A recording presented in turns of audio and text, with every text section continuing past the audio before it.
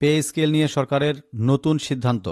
দর্শক, pay scale বিষয়ের সর্বশেষ আপডেটটি পেতে অবশ্যই আমাদের চ্যানেলটিকে সাবস্ক্রাইব করে পাশে থাকা বেল আইকনটি অলে ক্লিক করে রাখুন প্রত্যেকটি ভিডিও নোটিফিকেশন সবার আগে পাওয়ার জন্য। চলুন এখন জেনে নেব বিস্তারিত। আর্থিক সংকট ও জাতীয় সংসদ নির্বাচনের সময় ঘনিয়ে আসায় সরকারি কর্মচারীদের পে স্কেলের যে ঘোষণা রয়েছে সেই ঘোষণা থেকে সরে আসছেন অন্তর্বর্তীকালীন সরকার। তবে এজন্য গঠিত পে কমিশনকে তাদের কার্যক্রম চালিয়ে যাওয়ার নির্দেশ দেওয়া হয়েছে। অন্তর্বর্তী সরকারের মেয়াদ এবং নতুন পে স্কেল ঘোষণা করতে না পারলে এটি একটি ফ্রেমওয়ার্ক প্রস্তুত করা হবে। সর্বশেষ বৃহস্পতিবার 8 জানুয়ারি কিন্তু এই যে দীর্ঘ সভাটি রয়েছে সেটি কিন্তু পে কমিশন করেছেন এবং পরবর্তীতে তিনি জানান যে কমিশনের একটি সূত্রে জানায় যে পে কমিশন বর্তমান সূত্রে অন্তর্বর্তীকালীন সরকারের কাছে কমিশনের চূড়ান্ত প্রতিবেদন জমা দেবে। সরকারের হাতে যেহেতু সময় কম তাই তা ঘোষণা করে দেওয়া হবে না।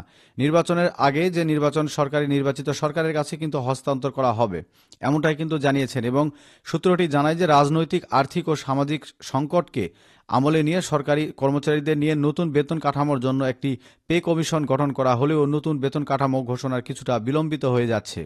প্রথমত আসছে ফেব্রুয়ারিতে জাতীয় সংসদ নির্বাচন অনুষ্ঠানের জন্য জোর প্রস্তুতি চালাচ্ছে অন্তর্বর্তীকালীন সরকার। এজন্য আর্থিক সংকট বিবেচনায় নির্বাচনের যে আগে নতুন বেতন কাঠামো নিয়ে কোনো ঘোষণার সম্ভাবনা নেই। তবে পে কমিশন প্রতিবেদনে জমা দিলে সেই অনুযায়ী একটি বেতন কাঠামোর সুপারিশ চূড়ান্ত করবে বর্তমান সরকার।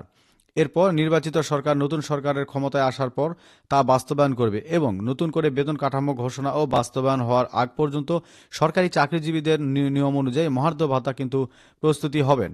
এবং সূত্রটি জানায় যে সরকারি কর্মচারীদের নতুন বেতন কাঠামো নবম পে স্কেলের নির্ধারিত কাজ শেষ পর্যায়ে 21 জানুয়ারি পে কমিশনের চূড়ান্ত সভা হওয়ার কথা রয়েছে। এ সভায় নতুন বেতন কাঠামো ও স্কেলের সুপারিশ চূড়ান্ত করা হবে এবং যা পরে প্রধান উপদেষ্টা ও অর্থ উপদেষ্টার কাছে সেটি কিন্তু হস্তান্তর করা হবে। এবং তারপরে যদি সেটিও না হয় সেটি কিন্তু নির্ধারিত তারিখে হয়নি বলে কিন্তু তারা জানিয়ে দিয়েছে বা জানা গেছে। এ প্রসঙ্গে Bangladesh bank governor doctor Ahsan H Mansur গণমাধ্যমকে জানিয়েছেন যে আসন্ন জাতীয় নির্বাচনের আগে নতুন পে স্কেল ঘোষণার কোনো সম্ভাবনা নেই। বর্তমান অন্তর্বর্তীকালীন সরকার এ বিষয়ে কোনো চূড়ান্ত সিদ্ধান্ত নেবে না এবং সেটি যুক্তিযুক্ত। এদিকে কমিশনের অপর সূত্রে জানায় বেতনের অনুপাত হিসাবে কিন্তু 3 ধরনের প্রস্তাব করা হয়েছিল এবং 1.8 এবং 1.10 এবং 1.12 এর মধ্যে 1.8 অনুপাত চূড়ান্ত করা হয়েছে। এছাড়া সর্বনিম্ন বেতন নিয়ে 3টি প্রস্তাব আলোচনা হয়েছে। পরবর্তী বিষয়টি যে সিদ্ধান্ত রয়েছে সেই বিষয়টি কিন্তু সেই একটি সভায় সেটি চূড়ান্ত হতে পারে। নতুন বেতন কাঠামো কিন্তু 1:1 কিন্তু 8 এবং 1:10 কিন্তু 10 এবং 1:12 কিন্তু 12 ও অন্যান্য বিকল্প রাখা হয়েছে। এই অনুপাতে কিন্তু সর্বনিম্ন ও সর্বোচ্চ পেলের স্কেল কিন্তু বেতন বোঝানো হচ্ছে। অর্থাৎ সর্বনিম্ন 20তম গ্রেডের একজন সরকারি কর্মকর্তা কিন্তু যদি বেতন 1 টাকা হয় তবে সর্বোচ্চ গ্রেডের বেতন হবে 8 টাকা। আরও পরিষ্কারভাবে বললে 100 টাকা বেতন ধরে 1:8 সর্বনিম্ন 20তম গ্রেডের বেতন কিন্তু 100 হলে সর্বোচ্চ 8 টাকা।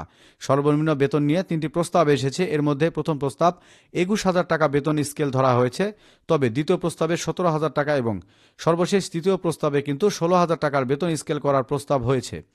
মূল্যস্ফীতির কারণে কিন্তু যে সামঞ্জস্য রয়েছে সেটি কিন্তু সরকারি কর্মচারীদের বেতন সমন্বয়কের লক্ষ্যে কিন্তু আগামী যে গত 27 জুলাই সেটি কিন্তু সদস্যের জাতীয় বেতন কমিশন 2025 গঠন করা হয় এবং কমিশনের সভাপতি করা হয়েছে সাবেক অর্থ সচিব যে রয়েছে জাকির আহমেদ খানকে।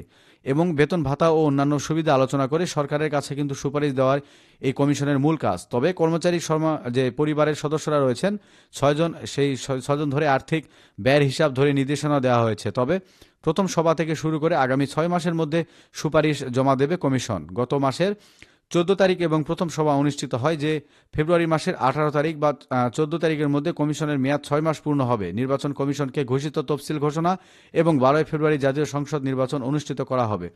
দর্শক, এই ছিল পে স্কেলের গুরুত্বপূর্ণ আপডেট এবং পরবর্তী আপডেটটি আপনাদেরকে জানিয়ে দেব পরবর্তী ভিডিওতে। ততক্ষণ পর্যন্ত সকালে ভালো থাকবেন। ধন্যবাদ।